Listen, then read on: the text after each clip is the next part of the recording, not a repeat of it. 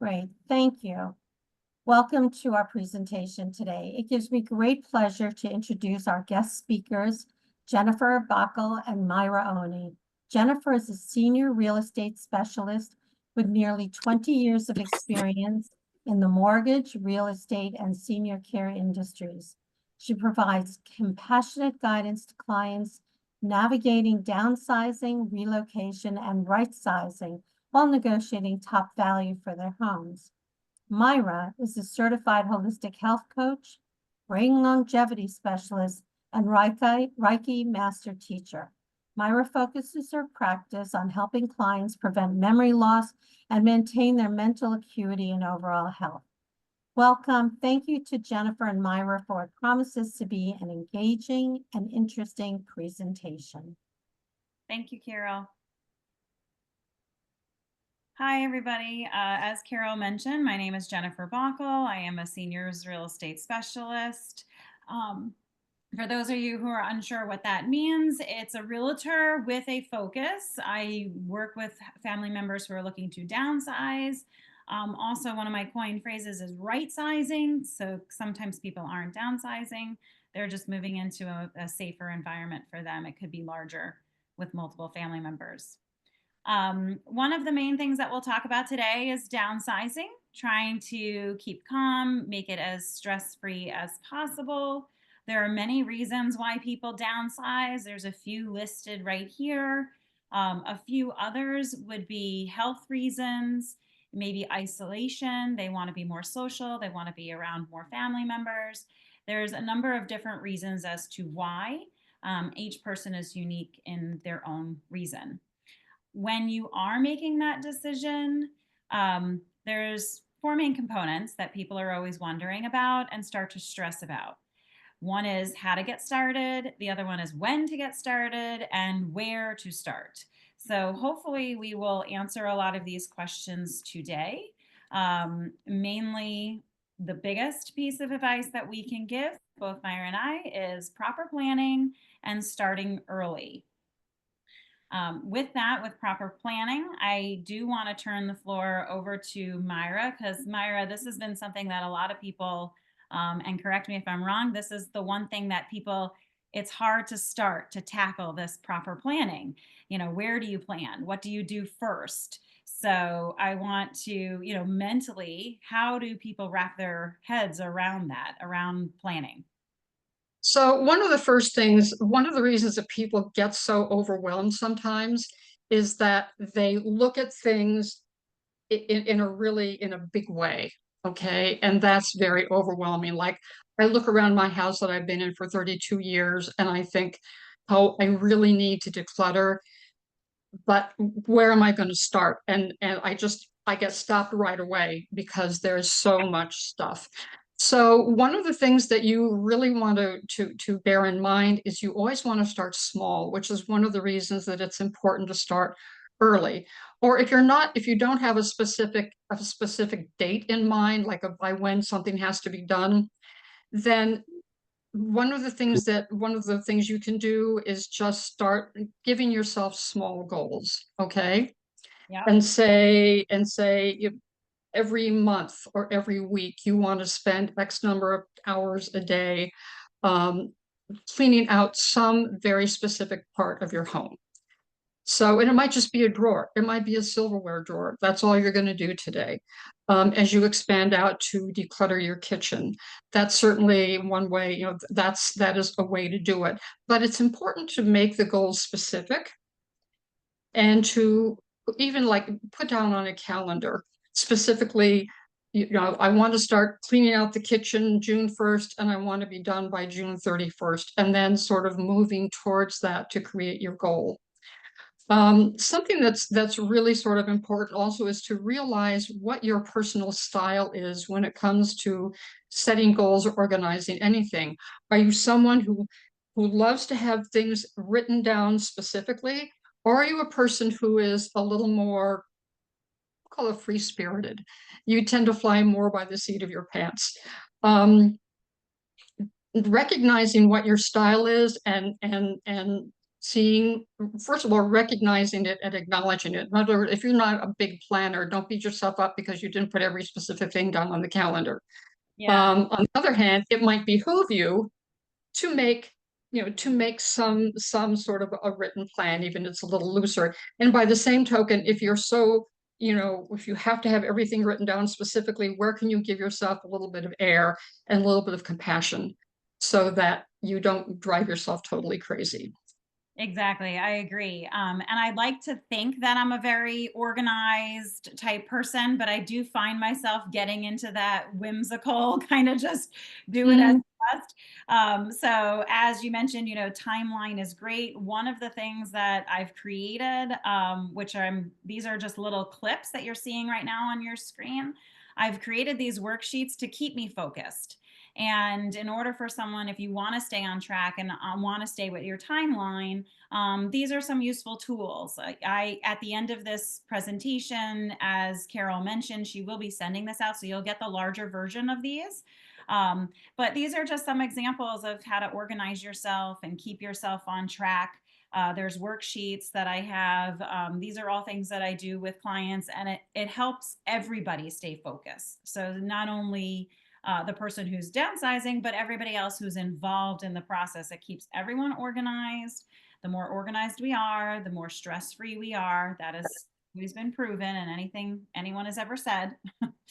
um, so you will get these, and this will just help everyone, kind of stay on track. As Myra mentioned, you said, start small. That's a great piece of advice. So whatever you're tackling, if it is a drawer or a closet, narrow down the process. Don't just look at the whole closet and think, oh gosh, how do I tackle this closet? Think with key terms in mind. So start with, what do you use the least?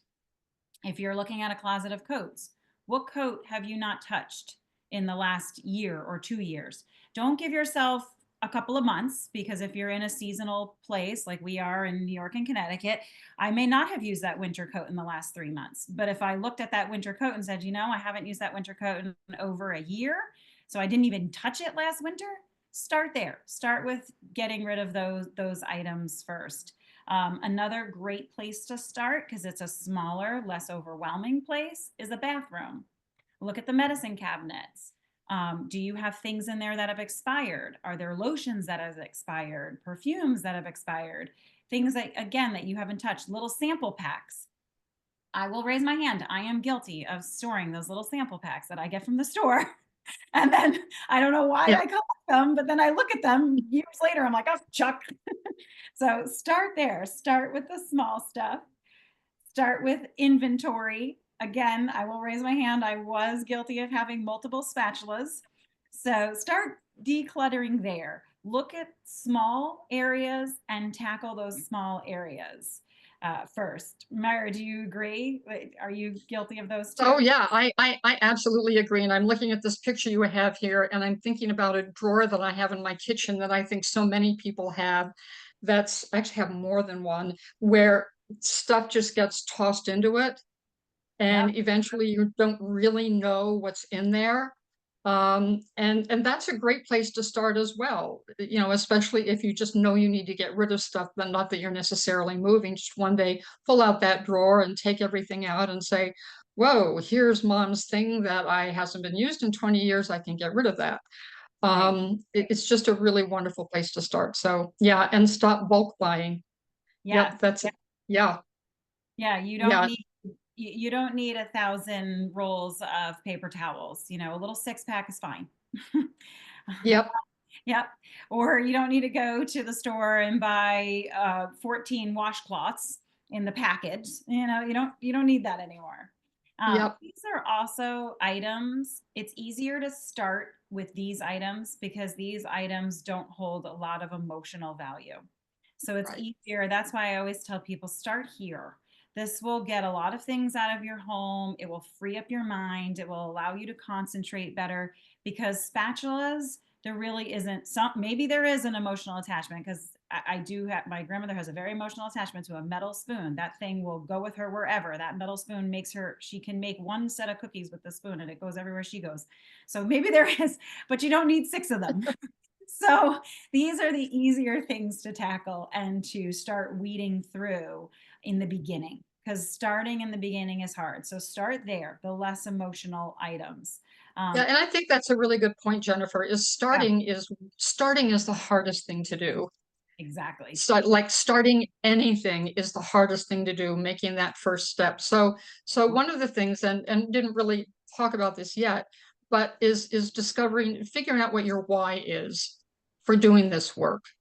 What is the real reason you want to do this? What's going to get you motivated Yeah.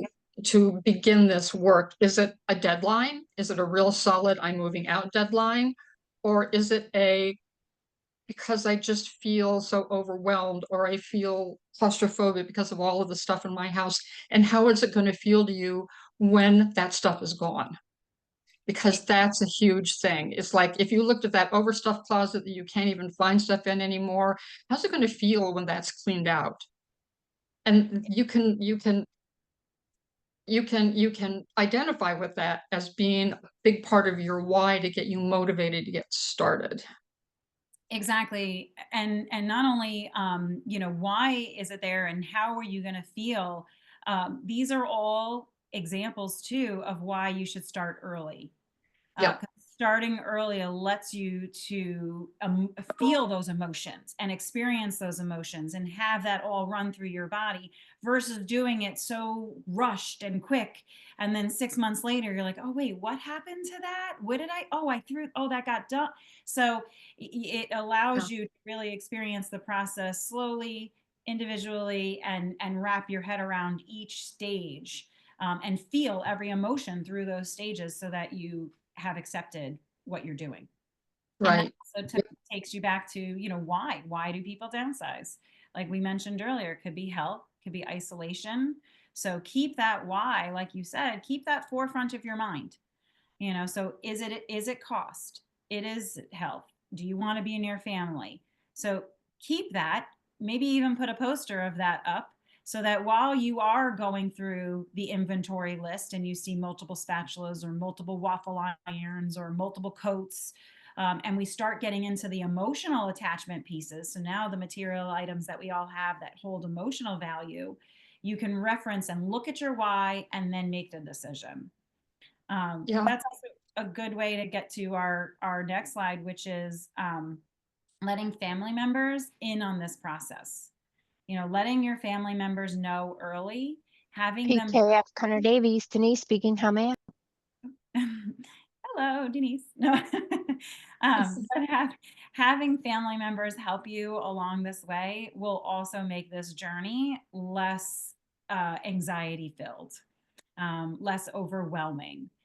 There's some fun things that you can do. I've heard of some families throwing a party. They throw a party, and then when they have all their friends and family over, and then at the end of the party, they say, okay, you cannot leave without taking an item.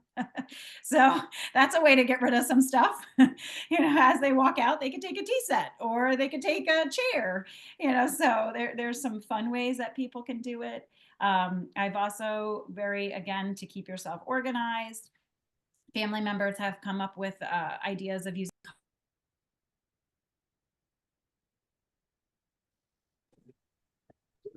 Sorry, I think I hit something.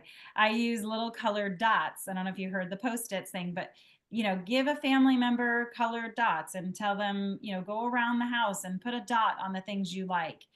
It will help in multiple ways. For someone who's experienced family members going through this and seeing how the process works, it's nice.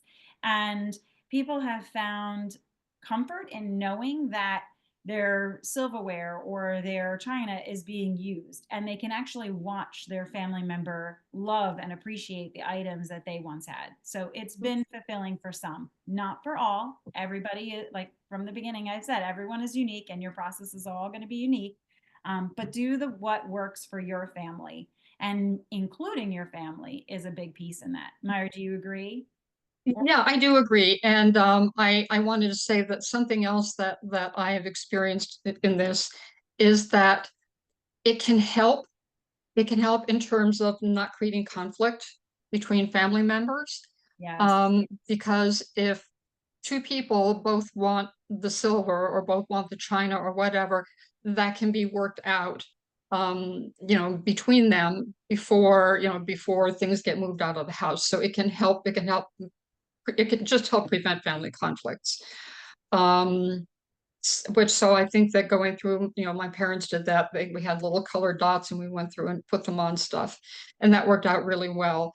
And the other thing is the thought that when I am decluttering, things that I have of my parents that I don't really use, or maybe they're in a box somewhere, but I just really don't want to give it away. I keep remembering that really you're giving away or selling it so that it can be used again.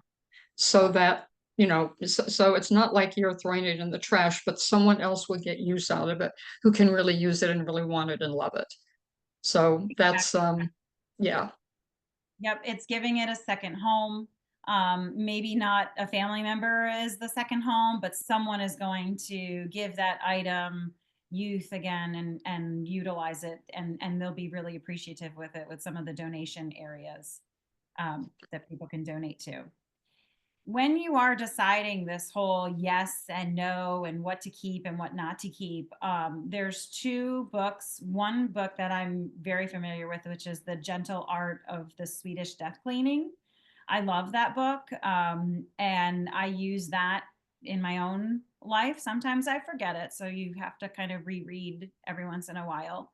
But it's a good way to decide on what to keep and what not to keep, and how to be kind of realistic about what items are really valuable to you versus sentimental. There's another book, The Life Cleaning Magic. That's another one. Both of these books, we will, in the email that you receive after this webinar, we'll reference them so that you could, maybe explore them on your own too. Myra, have you read either of those? I have not, but they are on my, especially the Swedish death cleaning. I know that you and Joan have both talked about that. I have the Marie Kondo book, but I read about the first 5 pages and I put it away. It was too challenging for me at the time. Yeah, it also helps people just understand, why things have sentimental value. What are you holding on to, and why is it holding the sentimental value? How maybe can you redo it so that you don't have to keep the actual thing? Maybe a photo is fine. You can get rid of the piece, but keep a photo, so it just makes it a little smaller.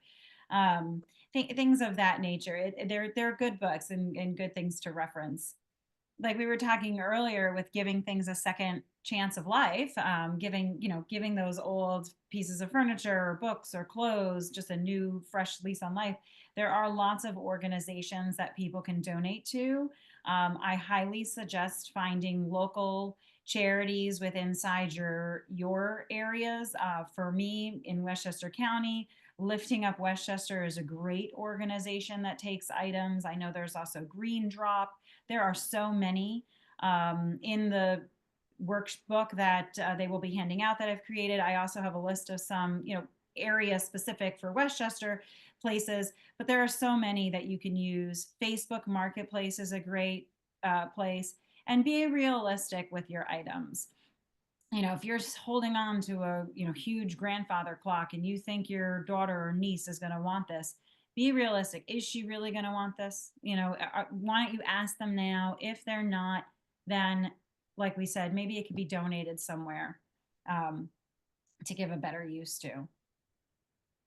And asking for help. That takes us back to family. Again, we have to, always put the emphasis on ask for help, look at family members, friends.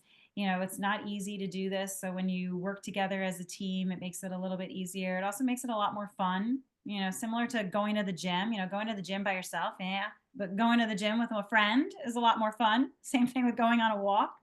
So it takes me to that old saying that I always have in my mind: it takes a village. You know, when I knew that saying, I didn't really appreciate that saying until I had kids. And now I'm just, as I get older, I just keep utilizing that phrase over and over. It really does take a village. Look to your friends, look to local resources like Myra or myself. You know, there are professionals out there that this is all we do every day. So it's very overwhelming for you, but you know, I do this all the time with clients. Like I said, those worksheets that you're going to get, I've built them off of my years of experience. So I know they work, and it helps keep people on track. Unless you have anything else, that takes us to the end of our presentation. I'd love to open the floor up to questions. This is, like I said from the beginning, a very unique process for every individual. So I think questions are good, which is why we saved a lot of time for that today. You can go ahead and unmute your microphone, or put your question in the chat box. I have a statement for White Plains. Can you hear me?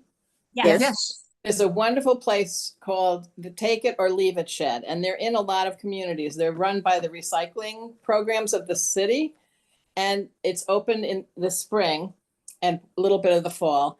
And it's very gratifying because I had all this stuff from my aunt, you know, fancy china, and I never used it. My kids want nothing to do with anything out of my house. They're done. So when you bring your stuff to take it or leave it, you bring it in, and my experience is that there are just tons of immigrant women waiting to find something nice. And they just go over to the shelf and they take whatever they want and they leave. So I recommend Take It or Leave It. And program. where is it? It's in White Plains in the Gedney recycling yard where the, Okay. yeah, it's over by Burke Hospital on the other side of the Merrimack, but it's a great place. And they have a lot of nice things if you're looking for things. I was not looking for things. Right. That's I never heard of that. Joan, I'm sorry, would it be okay if we just get rid of the slide deck? Yeah, Jennifer, can and- you stop this share? There you go. Yeah, there we go. Then we can be a little more conversational here. So that's a great suggestion. There's also a place up in Verplank called Let It Shine, that's run by Casey Morabito Green. And it's a little bit smaller, but it's sort of the same idea. They're really looking for nice items, for people who are, so they don't necessarily take like blenders and toasters and that kind of thing, but they're looking for more like nice quality items that people can take to make their homes a little bit nicer. That's another place. And I think we had go ahead. Denise asks for any recommendations for a person who is a hoarder and resistant to decluttering, asking for a friend. Yeah, so there are professionals that, again, similar to, you know, myself and Myra, that is all they concentrate on. They understand the specific emotional component of working with someone who has a disorder of that nature. I actually have heard recently that even using the phrase hoarder is they don't like it. It's not PC. So I can't remember what the exact phrase is that they use now, but there are professionals that help work with that and will help come in and work with, you know, releasing the item, taking the item from inside their home and releasing it. That phrase of the release of the item is very important because it's not getting rid. You don't want to use that term. There's an emotional connection to some of the pieces. It's not understood by many, but to the particular person who has those items, it's very deep rooted. So there are counselors and professionals that will help them. I have a few that I've worked with quite a bit for it. Yeah. Okay. Yeah, that's because that goes beyond, that goes beyond using a form or a list or something else. That does require a little bit more hands-on work. Exactly. Yeah. Yeah. Okay, I hope that's helpful. Lisa asks if we need someone to help us sell things. Is there some helpful hints there? Yes, there are. Again, there's great professionals that do that. That's all that these companies do. There's online auction houses. Some that you can do on your own would be Facebook Marketplace, Craigslist. You can even go to your local charities, and sometimes they will post like if they have like a community board. So maybe your local church or a local senior center, they could have a community board where you could take a picture of the item and post it, and people could make bids that way.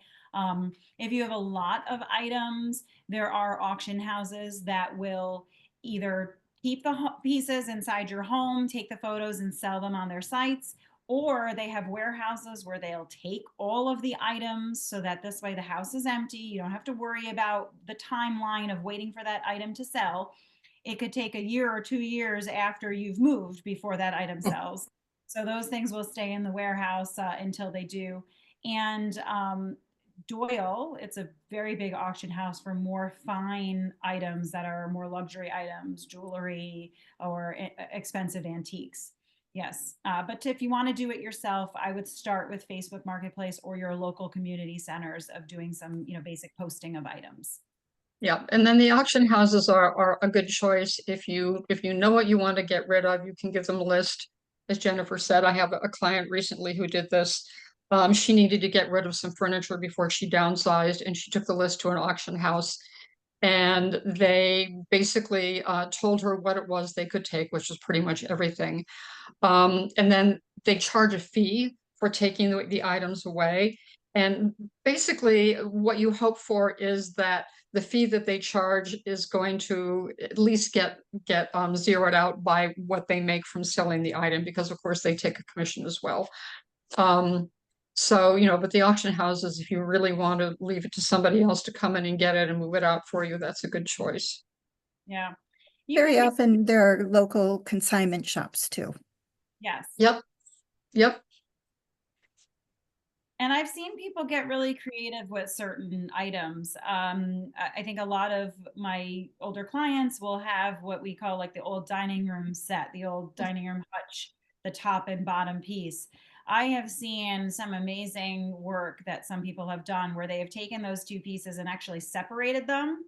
So the top part, which were the glass cabinets, were attached to a wall, pushed all the way up to the ceiling. And then the lower part was the bottom, and they've turned it into like a coffee bar or a nook in their home.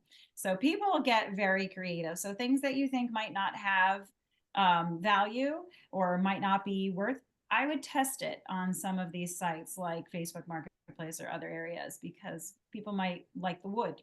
We always say things were built better in the past. Now, if you look at a door, they're all hollow. An older home has nice hard wood doors. So even construction companies will look at some of the pieces. Yep. Denise said in Dutchess and Orange County, there is Habitat Restore that sells household items inexpensively. And you can call before you drop off, as they do have certain criteria. She also asked, what was the name of the place in White Plains? I think you said it was Take It or Leave It. Yes. Yeah, it's Take It or Leave It. I'll find that link and include that in the email as well. Oh, good. Yeah. Great. Yep. And Green Drop is also in White Plains, and Green Drop you can either drop off or they will come and pick up. And Green Drop I think they support Purple Heart, the American Red Cross, and one other organization. So what you take to them, they take and distribute to these other organizations to help support that. Yes. And you can either drive in, pop your trunk open, and they'll take the stuff out of the car, or they will also pick up. So, and I think they're all over the country. I don't think it's just in this area. They are. Yeah. Davidson offers that his nonprofit supports vulnerable women and children in Kenya and would be glad to receive donations of used items. What types of items in particular? Davidson, can you unmute? Davidson, if you're Yes, electronic gadgets like laptops, cameras, okay. yes, iPhones, and like Can you share your nonprofit's contact information? You mean like a website or the Yeah. Facebook page? Yeah. Yeah, that's Yes. no, Davidson, because I know a lot of places that adult item, clothing, that sort of thing, and some children's clothing. But when it comes down to children's toys, it's a little harder to donate those items. So the fact that you take those, that's very good. Yes, if you could put, a link or something to it, it's harder to find places for those items. You can drop that in the Okay. chat box. I can share it in our email as well. Okay. Okay. Fine. I can put it here. And Bob asks, Quick question. I have a big, huge 3-drawer file cabinet, which I've cleared out of 70 years of paper. So is that, I mean, I know these smaller places can't take it, but is there some place where that would be perfect for them to pick up? I want nothing for it. I just want to get rid of it. So Is this a metal file cabinet? Yeah, it's really heavy. Yeah. And we're on the Okay. 2nd floor so if it's what town are you in? in White Plains. Okay, so call the bulk pickup. Bulk pickup will take that. Oh, from the city? Yep, bulk pickup will come and take that. They will pick that up. That's also part of the leave it or take it or leave it shed. Huh. When you're on Gedney Way, it's off to the left. It's behind like all those baseball fields, Yeah, yeah. and they will take items like that. So will they take it out of my house down a flight of stairs? No, you have to put it out on the curb. Yep. Where are you? Are you in an apartment or a home? Yeah, we're in a 2-family house. Oh, in a 2-family. Yeah. So then if you can get it to the curb, you'll do that. If you open up the very bottom drawer, that's where the weights are for those shelves. So if you can reach in the back and take those weights out, it actually makes the cabinet a lot lighter. Oh, okay. Yeah. Very fast. I'm used Yeah, to sorry. And I know I live in Croton and I have had a metal filing cabinet on the recycle for 6 months and nobody ever took it. So it's actually Croton will pick it up and take it away. So that's, because apparently they're not, metal file cabinets are not in huge demand anymore. Because nobody's using paper anymore. Yeah. No, that's it. You just have to find a place to get rid of it. Great, thank you. Yeah. So I see we have piles of newspaper and magazine articles, recipes, and the like. Ooh, particular rules for getting rid of all this stuff. Okay. So Yeah. that's where it comes to, if it's able to be recycled, recycle them. Some newspapers can, if it has like a magazine though, with the glossy texture, there are some recycling restrictions for those. So if it's a recycling item, do that. The other thing that people have done is Iron Mountain, it's a little costly, but they'll come and they will take all the papers. That one is the more costly item. And depending on what it is for recipes, you can scan them first. I've also seen, if you want to try to get creative with family members, especially if they're handwritten, I've seen family members stick them between the glass frames where both sides are glass. I don't know if you know what I'm talking about, but like each side of the picture frame is glass. You put the recipe in there and it's got a thin little black frame or white frame. And they're really pretty hung up in a kitchen, especially if it's like an older, if they're not typed, if they're handwritten. Some of that calligraphy and even just the script is way better than what we've seen today. So it's nice and it's cute. And so that could be another way that, you can give them a new home or a new use. And I see where you say applying rules for old clothes to be piled up written materials. Yeah, I think you could also use those rules as well. If it's, if it's something that you haven't used or I mean, really, it's a question of looking at how useful something is. When I cleaned out a box of stuff that my dad had, and he had passbooks from savings accounts from 1966. Okay. Long closed, long gone. Why he kept it, I don't know. But periodically going through files and throwing things away can be really useful. Newspaper articles, magazine articles. You could creative and create a scrapbook of those things, if they're things that you really want to remember or you want to pass on to family members. I think that there's a lot of ways to do that, but the first thing I would do is to really just go through the piles and see what you really don't need to have anymore. Yeah, hope that's helpful. Yeah. And there are different art programs that will take old magazines because they would do artwork with the magazines. So looking at local art schools in your area, or even the senior community centers, some of them will take some of those items for maybe some art projects that they'll do. So getting creative on, where to bring those items if you don't want to just Yeah. throw them. Or frankly, even your local public school, Yeah. the art departments there, because they are not funded. And, many times the teachers end up having to bring in their own supplies. So especially if you have art supplies that are still good that you're not using, or, the magazines, greeting cards, things that can be used in collages, or your local recreation department as well. Their Very drama, often can use these things. their drama departments might be interested in vintage clothing as well. Yeah, yep, vintage clothing. The drama department or local small theater groups even. If they have the space to store the costumes, then they could be interested in if you have vintage clothing.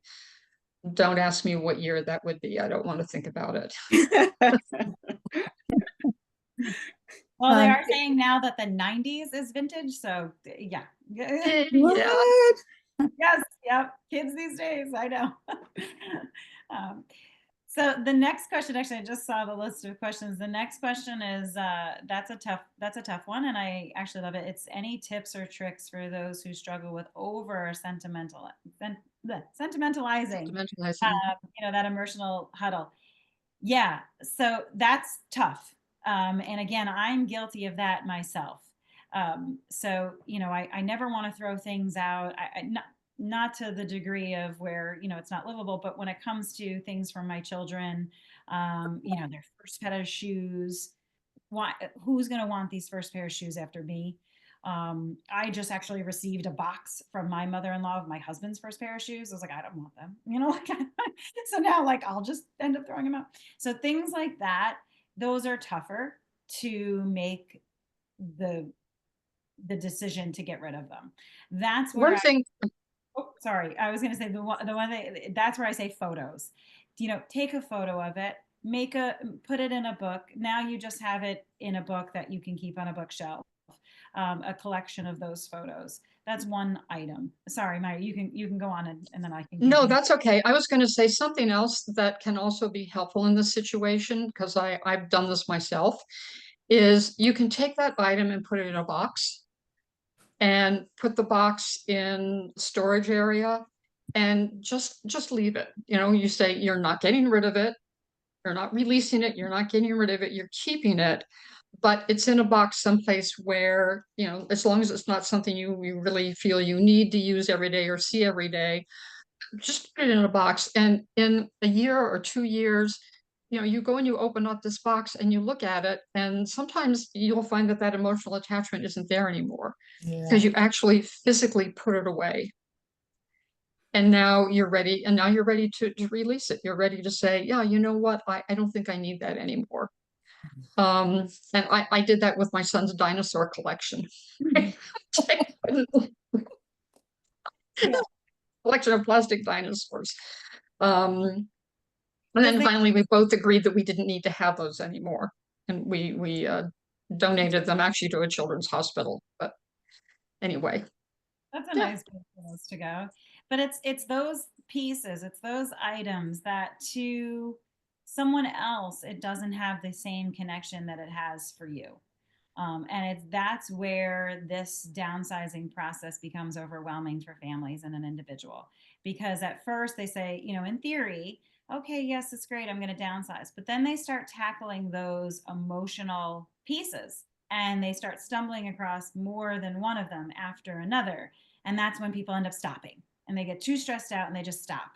So that's why I want to reiterate, make a plan, put a timeline together, use the worksheets so you really outline what's there, and start with those less emotional items. Start with the smaller drawer, the things that don't have those connections. Weed through all of those so that you're ready for the other ones. And then big time is put your why somewhere. If it's really struggling for you, put your why somewhere in your home up there and say, this is why I'm doing this. So that when you get to that emotional item, you can look at your why and say, okay, yeah, you know what? I really do love these dinosaurs, but I can't keep all of these dinosaurs. So we're going to make the decision they got to go. Or at that point, that's when you're taking the photo of it and you're putting some sort of photo book collage. So you can still keep it, but not physically keep the size of it. Yeah, and you could still, even depending on how creative you are, make a vision board. And the vision board can be of items that you've taken a picture of, you know, and keep it in that vision board. Or a vision board can also help you remember why you're doing something. You know, if it's a whatever that vision is for you, whether it's a vision of moving into a new house and not dragging all of your stuff with you, that can be a big one. Just not dragging all of this stuff behind you.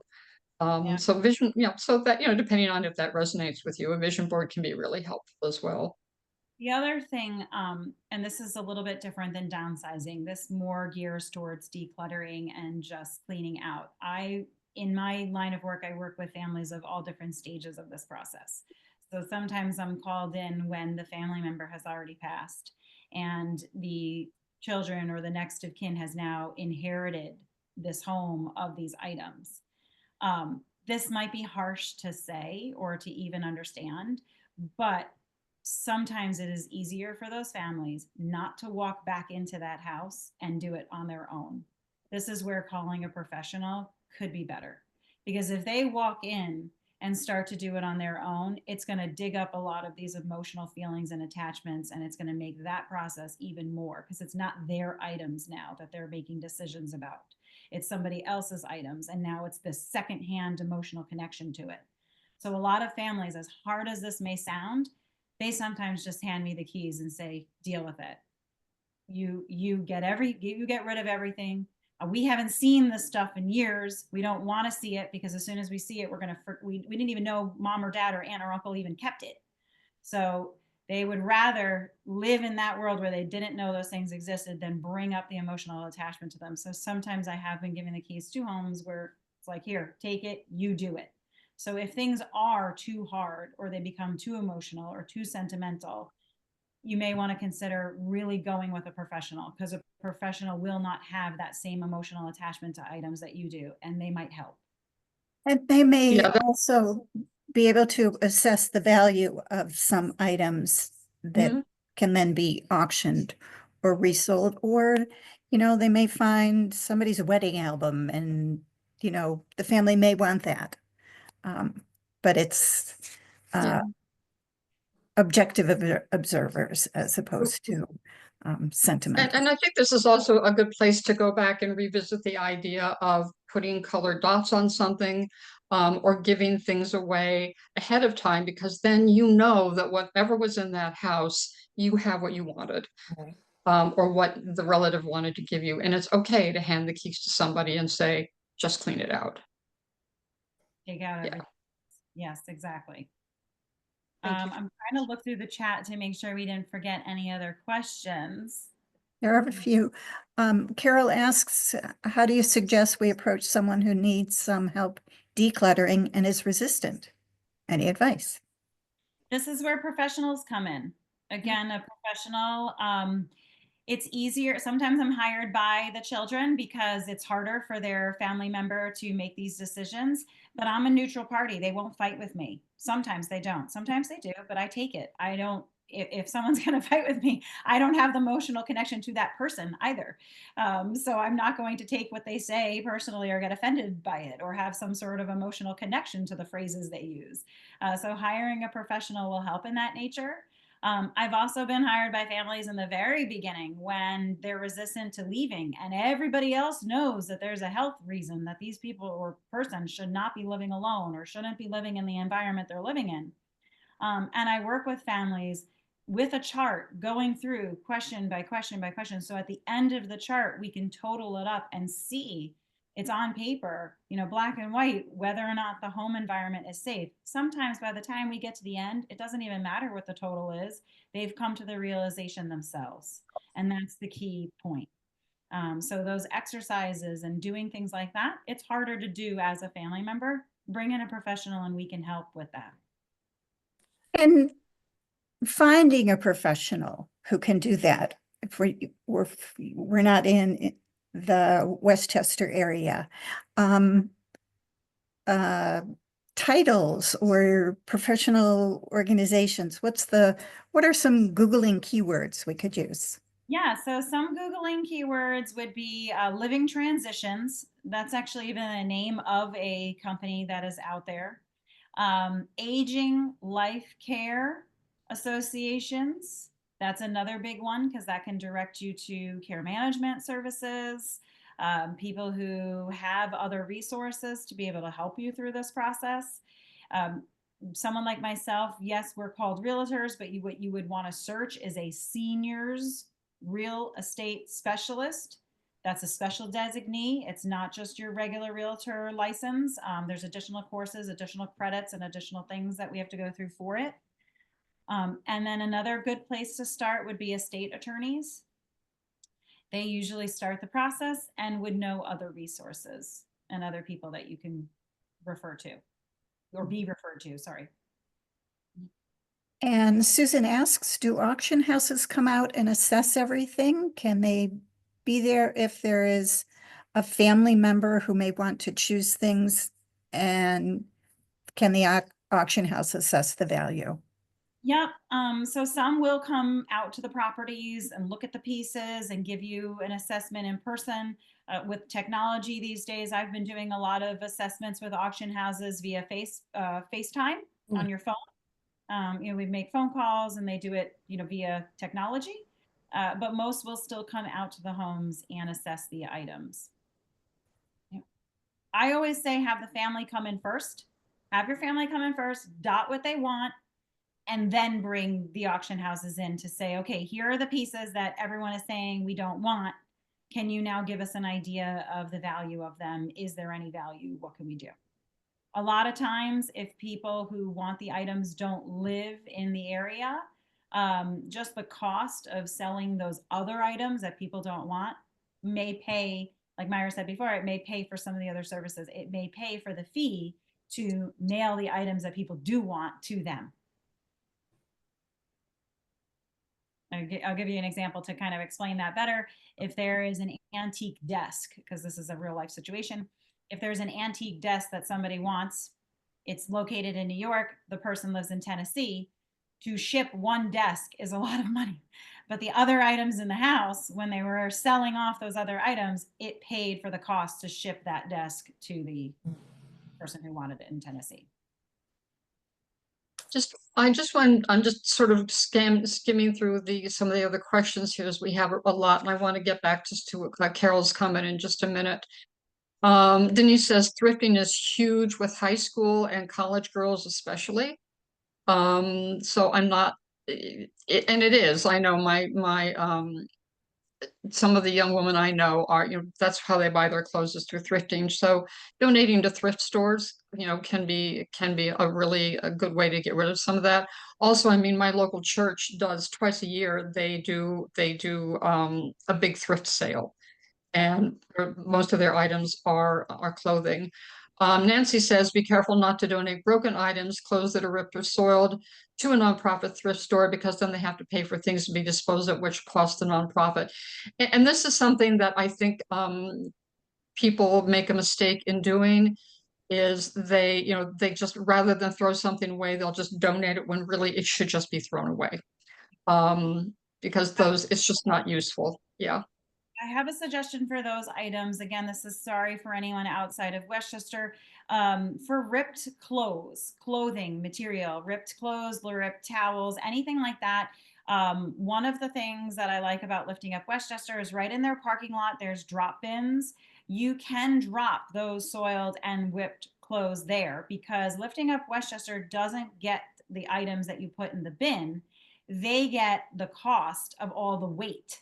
So the company comes, they weigh everything in those bins, and then they get the funds from the weight of those items. So they don't mind getting ripped things or soiled items because it's not lifting up Westchester that's going to use them or need to fix them. So they're That's a also, great, yeah. yeah. That's a great, yeah, that's a really great suggestion. And I also know that fabric recycling is a big thing now. And yeah, and so you can Google, you can look for fabric recycling in your area. I know where I am, I don't remember the name, but the town is contracted with a fabric recycling group that will actually come and they'll pick up any clothes and they'll sort them between what's good and what's not. But if it's not usable, then they recycle it because fabric recycling is the amount of fabric that's going into the dumps has become really a problem. And so being able to recycle fabric and, they use it for using weaving and doing other things. Um, Auction house question, which I think finding a professional partner is downsizing. Okay, and then we're just going to go back to okay, partner's downsizing and wants to hang on to too much stuff. I think maybe I hope maybe we've answered that. Because once again, it's that question of partner wants to hang on to too much stuff, although this is a partner, not yourself. Do you have a comment on that, Jennifer? So this is where the box that you suggested, I do recommend that. Having, Yeah. having those realistic conversations with the partner and say, okay, you don't want to get rid of this, that's fine. Like you said, let's put it in a box and put it somewhere. Sometimes it's not clothes, sometimes it's something, and again, I always use myself as an example. I'm guilty of most of these things. My husband has this statue. It's the ugliest little golfer man. I cannot get rid of this thing. I have been trying. It now lives in our garage in like the corner. So I understand if a partner wants something that you don't, but they do. So there are certain things that they are just going to hold on to, and no matter what you try to do, you're not going to be able to get rid of it. But if you can do the whole box thing where you put it in a box and let's see, we'll open that box up in a year.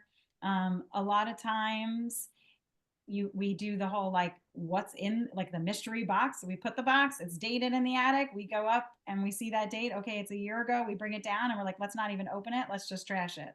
And that's always the best because you don't even Or gradually move that box closer to the garbage can outside. So it's in the Exactly. attic, then it comes down to the second floor and the first floor and the basement and the garage, and then it's, out the Exactly. door. So that's one of them. And then other things is, why? Why do they want to keep the item? Find the emotional why there and then work on that. Is it because they just want to see it all the time? Well, that's where a picture comes in handy. All right, you want to see it? Let's take a picture. And then we could throw the item itself out. Or yeah, or it's attached to a particular memory. I mean, I think that happens a lot with things like that. I mean, I have this huge trophy that I got in high school when I graduated from high school that was from the theater department. And it's like, I really need to just get rid of this thing, but I can't do it because I just remember how great it was to get that and how wonderful that whole experience was. So I'm attached to that. And someday my son can throw it out. So there are also companies that will help once you figure out the emotional why as to why someone is holding on to something. There are companies, one is called Heirloom, just as an example, where they will come out and they actually interview your loved one. We do this a lot with older adults when there's an illness or a disease where someone might lose their memories or lose their ability to speak. And so we'll have Heirloom come out, the family member will be interviewed, they'll ask them questions, they'll tell stories, they will go through the person's home, those sentimental items, the emotion comes out, they talk about, you see the item, they talk about why it was emotional. All this raw footage is for you to keep, but the company itself, on top of giving you that raw footage, they will also condense it down to a nice video that you can then share with your loved ones. And for generations to come, you'll hear the voice, you'll see the pictures, you'll experience the emotions of your loved one. And it's actually giving me the chills just thinking about it because I've done it so many times and I've seen it. And that's a really nice way to get someone to release the item, but yet keep the memory. Yeah. That's really wonderful. And we're running out of time, so I just wanted to come back to a comment that Carol had is, can you speak about the impact on brain health? And wait, I can't see the whole thing. Can you speak about the impact on brain health when decluttering occurs? To bring it back to sharp again, and why decluttering can really help you with mental clarity, really. Yeah. Yeah. So, I mean, I think that really a lot of that has to do with overwhelm. And the more objects you have to keep track of visually and in your memory, the more overwhelming it can be. I mean, that's the big thing that I can think of is simply visual confusion. Yeah. And go ahead. I was going to give an example of a hotel room. When someone goes on vacation and you're staying in a hotel room, unless it's completely filthy and dirty, the first reaction that we all have when we walk into a hotel room and answer, I'm going to say it, but I want you all to answer it as well. What do you feel? You feel organized. You feel free. You feel happy. You feel clean. And why do you think you feel that way? Because there's nothing in that room but the basics. There's nothing in that room but everything you just need. And that's what all of this is, that mental mind of clarity. When you declutter and when you organize yourself and when you downsize, you're getting rid of all of those things that are emotionally draining to you and cluttering to you and making your mind work overtime. If you take those all out, that sense of release and feeling, you will get it. And I use the hotel room time because people understand that, because when you first walk into a hotel room, they always say that they always feel happy. A lot of times a lot of women will be like, it's clean and I didn't have to do it. Yeah, that's my first reaction. So Yep, that's one of the reasons I'm looking forward to my vacation next week, is that I get to go be in a hotel room where there's none of my crap there except what I bring in my suitcase, which I am paring down as we speak. But also that whole sense that there's none of this stuff here it's just what I need. And I can focus on other things in my life because there's not so much junk around. Yep. Yeah. I hope everyone found this helpful. Very. Carol, Thank you Very. so much, Jennifer. Thank you so much, Myra. This was incredibly informative. Really appreciate you taking the time today, and thanks to everyone who joined in. Yes, thank you. Thank And you.